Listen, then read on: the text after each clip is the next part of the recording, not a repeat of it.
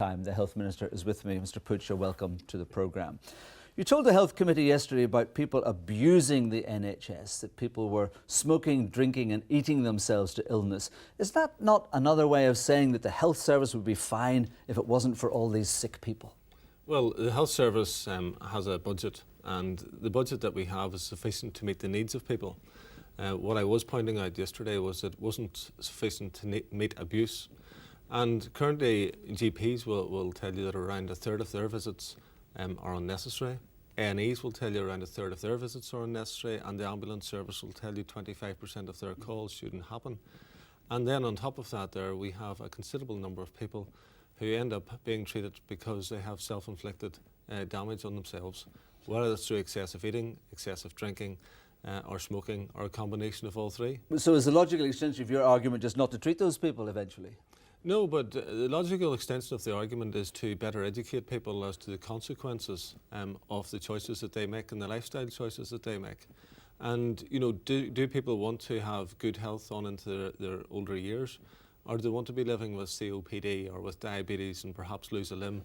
And those are challenges and those are messages that people perhaps sometimes are not as well aware of as they should be, and they need to be get out there. But prevention is at the very heart of this new strategy, and yet the report itself tells us that there are 340,000 people over the age of 16 who smoke. This is after decades of anti-smoking publicity and severe tax hikes. So while you might like to say people are just going to have to look after themselves a bit better, it's really not going to happen, is it? Well, I don't accept that it's not going to happen. We're down to about 24%, which is a reduction in what it was previously. But in countries... 340,000 people smoking alone, never mind obesity. In countries like New Zealand, it's actually down to around 13-14%. So there's certainly a lot more work can be done. And what scares me is that in the 11 to 16-year-olds, around 10% of them are currently smoking. So we are bringing in a ban on vending machines, for example, giving out cigarettes, because an awful lot of young people actually acquire the cigarettes at those types of facilities. So there is certainly more can be done, and there is more that will be done. And sometimes we will get challenged for doing that and saying we're a nanny state, this, that and the other.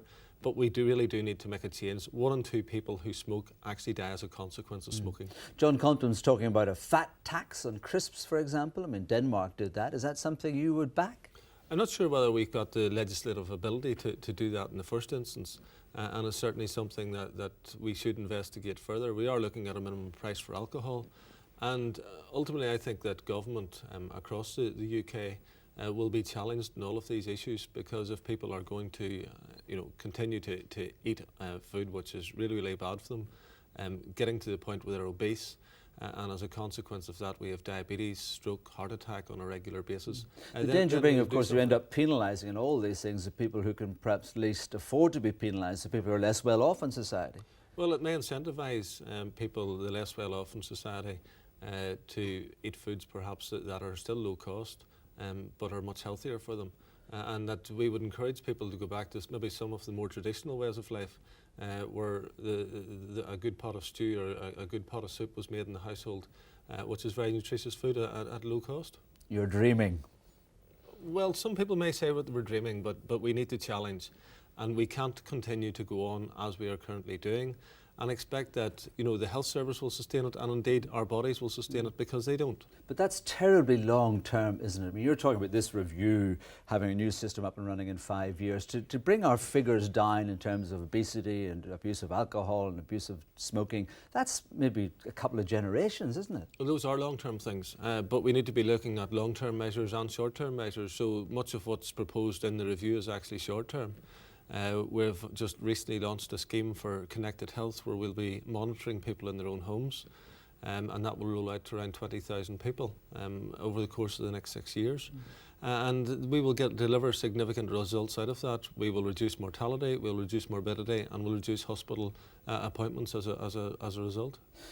Money is at the centre of all of this. I mean, the health service budget is something like £4.5 billion, and you're talking about moving 83 million from hospitals to community care and getting another 70 million from the Assembly to pay for retraining, which is again a central plank of this whole project. Those are tiny drops in the ocean, aren't they? Well, 83 million isn't a tiny drop in the ocean. It is out of 4,500 million. It is a significant sum, and I'm sure that the hospitals will probably think it's a significant sum. We are going to challenge as to the care that's provided. We believe that more care can be provided at the primary sector, at the community sector. We think it can make better use of multidisciplinary teams and ensure that we get better outcomes, avoiding hospital admissions. But in their response to the draft budget earlier this year, the Health and Social Care Board said that it was already worried about money restricting access to community care, reducing the grants available to the voluntary sector and generally reducing service levels. So that's before you even start to reform anything. Yeah, well, that's one of the issues that we'll have to look at. We have the budget that we have. Health came out of it not as badly as some other departments in terms of the envelope that came to Northern Ireland. Certainly we'd like more money. We're sitting in a situation where our budget's growing by 8% over 4 years. Just needs alone, we'd require 4% each year, and then inflation on top of that. So if we don't do something, then a lot of the cataclysmic things that were maybe announced last year or suggested last year would happen. But if we take actions, we can actually ensure that we get good outcomes. But do you think that on that envelope? Given the financial restrictions, this is the time to be thinking about this replanning and reforming? In a way, you're caught between the devil and the deep blue sea, aren't you? Well, we can't afford not to do it. The health service, as it currently is established, is an unsustainable model where we'll be continually demanding more and more money to actually deliver a second-rate healthcare.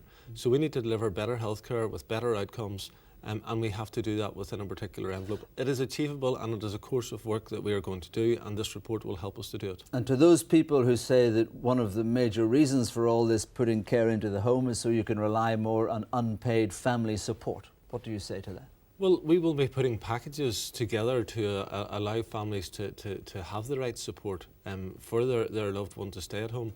But families do play a crucial role in all of this. They have done for years, and I trust that families will still want to support their elderly relatives and disabled relatives. Do you think that's realistic? Again, it sounds almost like going back to the days of a good pot of Irish stew. I mean, families are different now. Society is differently structured now. You can't rely on that family network. And we can't rely wholly on the state to do everything for us either. People do have responsibilities, and we all have responsibilities to our own families, and we need to show that. But at the same time, we cannot leave families out there hanging. We have to provide them support, put the right care packages in place. And what this document is proposing is actually giving people more control over the care packages, that they have ownership, and that families and carers get involved in the planning process. So this isn't something that we're wanting to offload work onto families and carers. It's actually bringing families and carers into the system. Do you think you need to stay at the health helm, general elections or assembly elections and notwithstanding, to see this through for the next 5 years? No, I don't. I have started a course of work. I have the support of my party in doing it, and I have absolutely no doubt that if someone else from the party was put into the position, that they would carry on the work that I have started. Minister, thank you very much indeed. Thank you.